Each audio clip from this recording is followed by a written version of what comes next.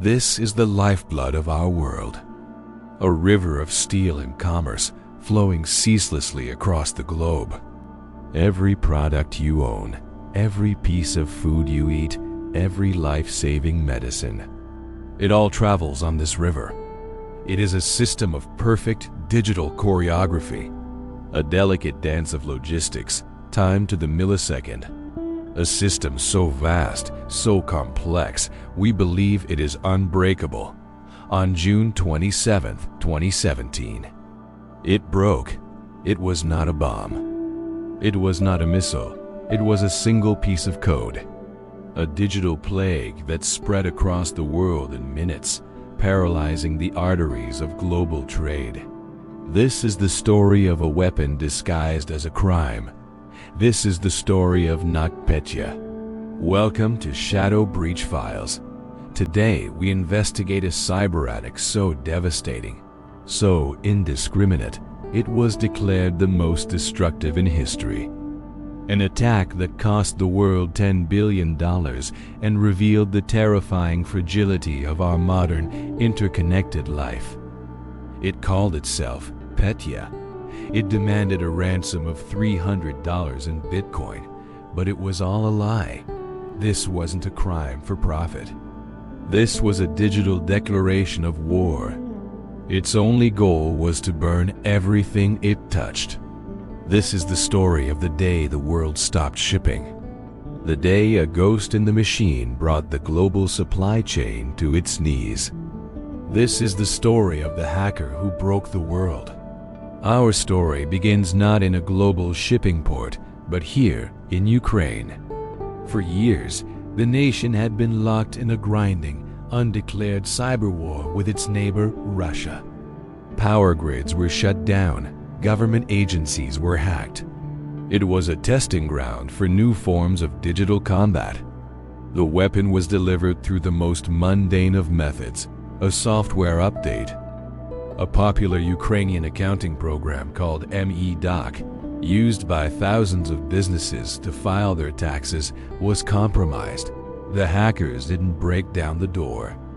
They poisoned the water supply. For Dr. Elena Petrova, cyber warfare specialist, it was brilliant and terrifying, a supply chain attack. They didn't attack their targets directly. They attacked their trusted software provider. On the eve of a national holiday, they pushed out a malicious update. Every company that used MEDOC was about to unknowingly install a doomsday device. On June 27, 2017, the trap was sprung. Across Ukraine, computers rebooted to a screen demanding a ransom. But this was no ordinary ransomware. It was a wiper. It wasn't encrypting the files for ransom. It was systematically destroying them, overwriting the master boot record, making the computer permanently unusable. The ransom was a deception. The email address provided for payment was shut down almost immediately. There was no way to get your files back. The only purpose was destruction. Ukraine was the target. But the weapon they had built was about to go global. Maersk's office in Ukraine used MEDOC. When they installed the update, the NotPetya worm entered their global network, and it was built to spread. It moved with a speed no one had ever seen. It didn't need to trick anyone. It used the stolen NSA cyber weapon, ETERNALBLUE, to spread automatically. Within minutes, it had jumped from the Kyiv office to Maersk's headquarters in Copenhagen, then to their offices in the UK, the US, India. For James Harris, FMR, Chief Security Officer, it was an apocalypse. We saw entire domains of thousands of computers just disappearing. 1 minute they were online, the next they were black screens. We were literally running through the halls, unplugging computers from the wall, trying to sever connections to stop the bleeding. But it was too late. It was everywhere. The impact was catastrophic. At Maersk, 76 port terminals around the world ground to a halt. They couldn't track their containers. They couldn't unload their ships. The heart of global trade had a heart attack. At the pharmaceutical giant Merck, production of critical medicines stopped dead. At FedEx, their entire European operation was crippled. Maersk lost everything: 49,000 laptops, 2,500 servers. Their entire digital infrastructure, built over decades, was wiped out in a matter of hours. Their recovery depended on a miracle: a single, offline domain controller in a remote office in Ghana, which had survived only because of a local power cut. The fate of a $30 billion company rested on one unplugged computer. The total cost of NotPetya is estimated at over $10 billion, making it the single most expensive cyberattack in history. But the real cost wasn't in dollars. It was the shattering of an illusion, the illusion of a stable, predictable, globalized world. It proved that a single piece of code, launched from one country, could have devastating physical consequences on the other side of the planet.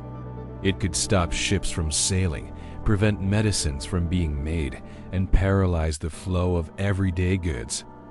The supply chain wasn't just a chain. It was a fragile digital web. For Dr. Petrova, cyber warfare specialist, NotPetya was a message. It was Russia demonstrating to Ukraine and to the world that they could inflict massive economic pain without firing a single bullet. The fact that it spilled out and hit the rest of the world was either collateral damage they didn't care about or a deliberate demonstration of their power. In 2018, the West officially pointed the finger. The United States, the United Kingdom, and other allies formally attributed the NotPetya attack to the Russian military, specifically the GRU's infamous hacking unit, Sandworm. Russia, as always, denied everything, but the evidence was clear. The attack was a piece of state-sponsored cyber warfare that had recklessly broken containment. The hacker who broke the global supply chain wasn't a lone wolf in a basement. It was a nation-state, wielding code as a weapon of mass disruption. The story of NotPetya is more than a story about a hack. It's a glimpse into the future of conflict. A future where the front lines are not on a battlefield, but in the servers that run our ports, our power grids, and our hospitals. We live in a world built on a fragile chain of digital trust. We trust the software on our computers, the networks that connect us, and the systems that deliver our goods. NotPetya taught us how easily that trust can be turned into a weapon. For James Harris, former corporate CSO, every CEO, every board member learned a lesson that day. You are not just a company, you are a node in a global network. And a vulnerability in your smallest partner, in a country you've never even thought about, can burn your entire enterprise to the ground. The code from NotPetya is still out there. The vulnerabilities it exploited still exist. The geopolitical tensions that created it are higher than ever. The question is not if an attack like this will happen again, but how we will survive it when it does. What part of our global infrastructure do you think is most vulnerable to the next big cyberattack? Share your thoughts in the comments. Subscribe to Shadow Breach Files as we continue to expose the hidden battles that define our world. Stay vigilant.